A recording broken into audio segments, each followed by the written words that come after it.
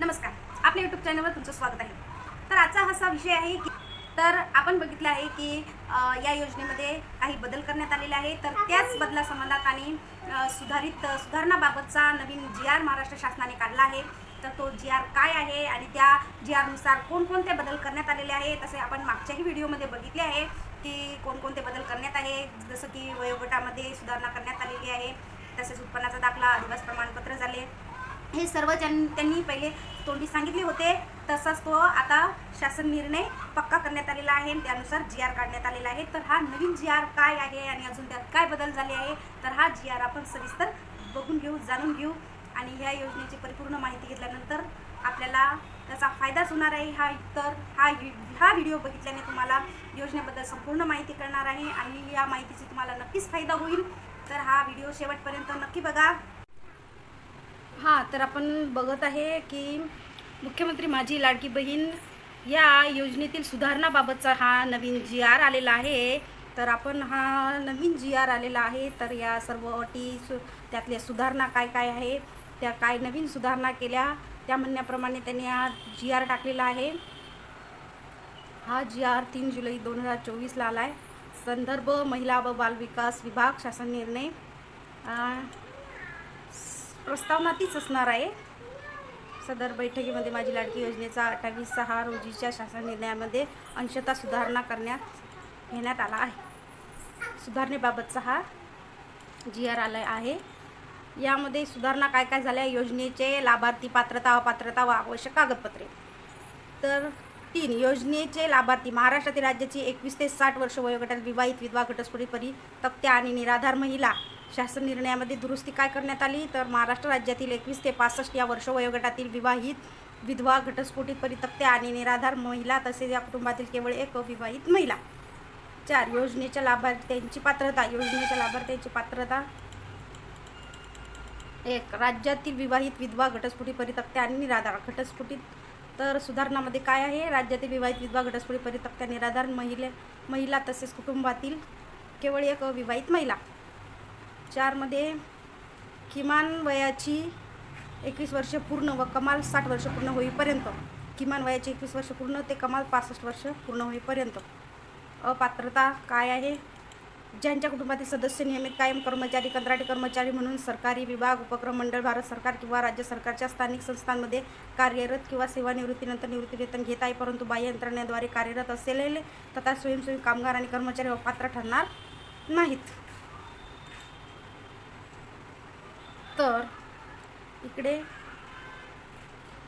ज्या कुटुंबातील सदस्य नियमित कायम कर्मचारी म्हणून सरकारी विभाग, उपक्रम, मंडळ, भारत सरकार किंवा राज्य सरकारच्या स्थानिक संस्थेमध्ये कार्यरत आहेत किंवा सेवानिवृत्तीनंतर निवृत्तीवेतन घेत आहेत, तथापि 2.5 लाखापर्यंतचे उत्पन्न असलेले व बाह्य यंत्रणेद्वारे कार्यरत असलेले कर्मचारी, स्वयंसेवी कामगार आणि कंत्राटी कर्मचारी पात्र ठरतील. हे सुधारणा करण्यात आल्या आहेत. तसेच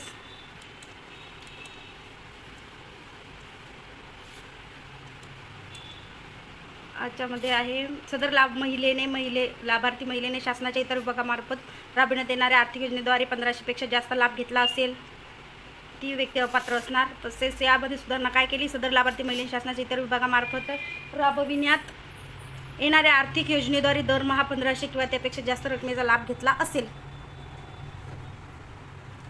7 क्रमांकामध्ये ज्या कुटुंबातील सदस्यांची संयुक्तपणे 5 एकरपेक्षा जास्त शेतजमीन आहे, येथील अपात्रतेची अट वगळण्यात आली आहे.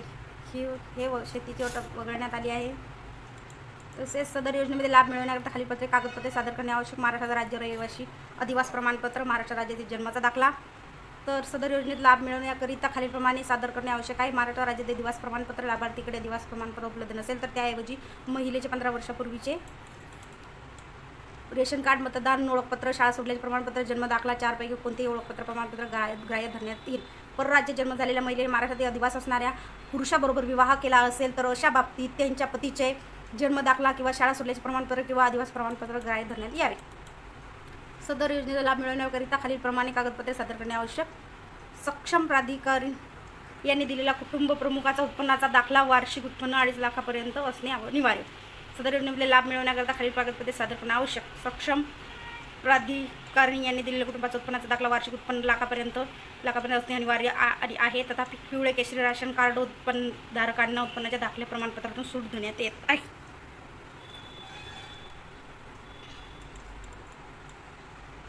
मुख्यमंत्री माझी लाडकी बहीण या योजनेचे संनियंत्रण व आढावा घेण्याकरता राज्य स्तरावर व जिल्हा स्तरावर समिती गठीत करण्यात आली आहे. सदर जिल्हा स्तर समितीमध्ये जिल्हाधिकारी हे सदर समितीचे अध्यक्ष आहे. तर समितीमध्ये अंशतः बदल करून संबंधित जिल्ह्याचे पालकमंत्री यांच्या अध्यक्षतेखाली जिल्हा स्तरावर बैठक गठीत करण्यात आली आहे. समिती तर ही समिती नेमण्यात आली आहे.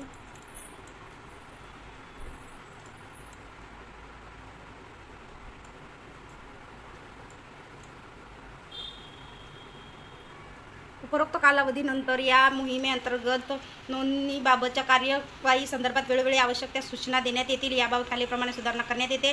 सदर योजनेत आता 31 ऑगस्ट 2024 पर्यंत लाभार्थी महिलांना अर्ज करता येईल. तसेच 1 ऑगस्ट 2024 पर्यंत अर्ज करण्यात आलेल्या महिलांना दिनांक 1 जुलै 2024 पासून दरमहा 1500 आर्थिक लाभ देण्यात येणार आहे. या मोहिमेअंतर्गत नोंदणीबाबतच्या कार्यवाही संदर्भात वेळोवेळी आवश्यक त्या सूचना देण्यात येईल.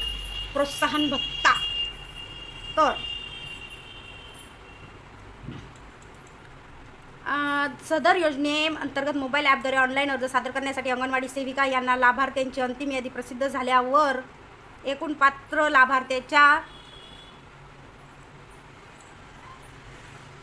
लाभार्थ्यांचे अर्ज सादर केल्याप्रमाणे प्रति पात्र लाभार्थी 50 रुपये याप्रमाणे प्रोत्साहन भत्ता देण्यात येईल. सदर शासन निर्णय दिनांक 2/7/2024 रोजी माननीय मुख्यमंत्री महोदय यांच्या अध्यक्षतेखाली झालेल्या बैठकीत घेतलेल्या शासन निर्णयानुसार निर्गमित करण्यात येत आहे. सदर शासन निर्णय महाराष्ट्र शासनाच्या महाराष्ट्र राज्य या संकेतस्थळावर आपल्याला काढू शकतो.